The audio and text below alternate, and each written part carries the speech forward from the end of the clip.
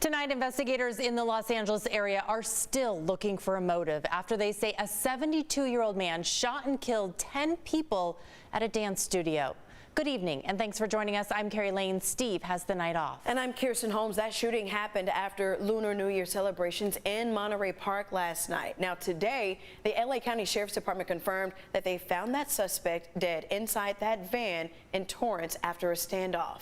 CBS 8's Brian White has been in Monterey Park all day talking to locals and hearing from the officials. He has a breakdown for you. I'm here about 1 block away from the Stardance studio where this whole tragedy unfolded last night just before 10:30. Now we're going to show you what the scene looks like here beyond the crime scene tape. Investigators are here processing the crime scene. We can see a FBI truck out there, and the Los Angeles County Sheriff's Office is also present out here. Now they've been going back and forth between that truck over to the dance studio, which is off camera, out of sight to the left here. Needless to say, the mood out here is somber. Everyone is just sad about what happened. It just shocked me and surprised me for this incident to take place. Really feel so sad, you know. It really want to make me cry. Shock and disbelief over a horrific and tragic mass shooting at the Stardance studio here in Monterey Park, leaving 5 women and 5 men dead and 10 others injured. Heart is like sad. I feel so sad for those people, you know. I really feel so sad. I'm praying for them to be, you know, okay. 10 minutes later, a man showed up to another dance studio a few miles down the road in Alhambra, where people wrestled a gun out of his hands before he took off. Witnesses described a white cargo van leaving the scene. A van fitting that description was located in Torrance in a parking lot at the Del Amo Fashion Center Mall.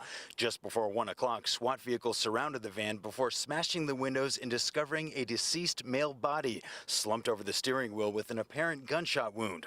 Investigators conducted a search of the vehicle and determined the male inside the van was the mass shooting suspect.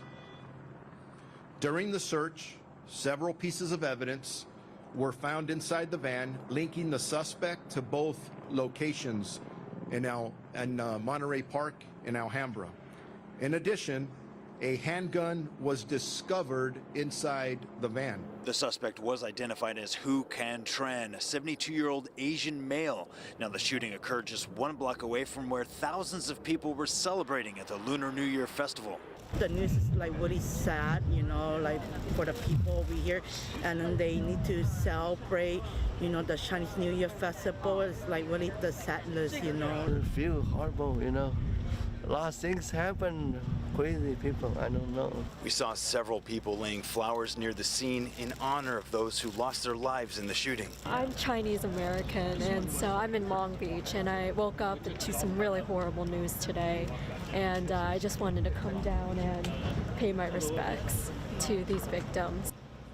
Here you can see where people have been laying flowers to pay respects to the victims. A victim resource center has been set up at the Langley Senior Citizen Center, not far from here. Reporting in Monterey Park, Brian White, back to you.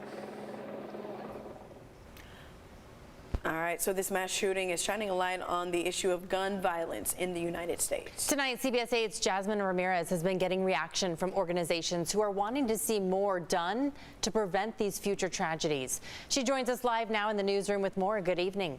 Yes, good evening, you all. Now, there are many heavy hearts tonight and an outcry for change. The organizations I've been speaking with want to see action so we can prevent another senseless act of violence in the future.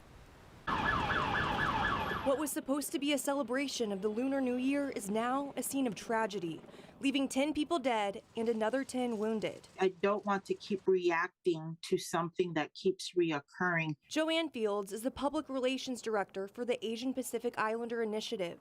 She wants to redirect the pain surrounding the shooting and use it to create real change. Tonight, she's been reaching out to community leaders to spark a conversation in the hopes the lives lost are not in vain. With leaders in our community, we'd like to have a discussion to see what needs to be created. Is it new policy? Do we need stricter punishments? Do we need stricter gun laws?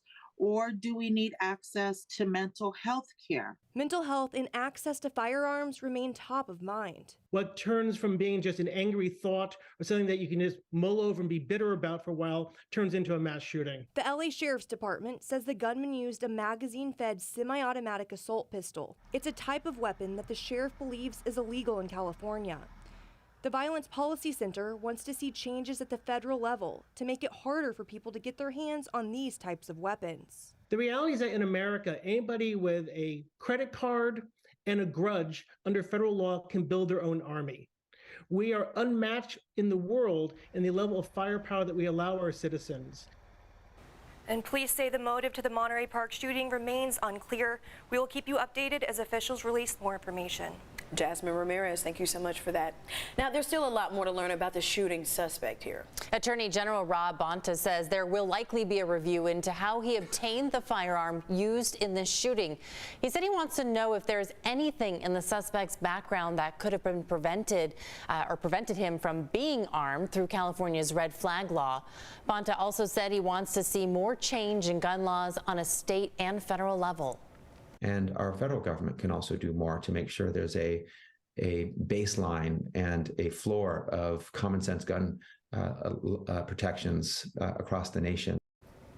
Bonta says he also wants to see other states make changes to their gun laws.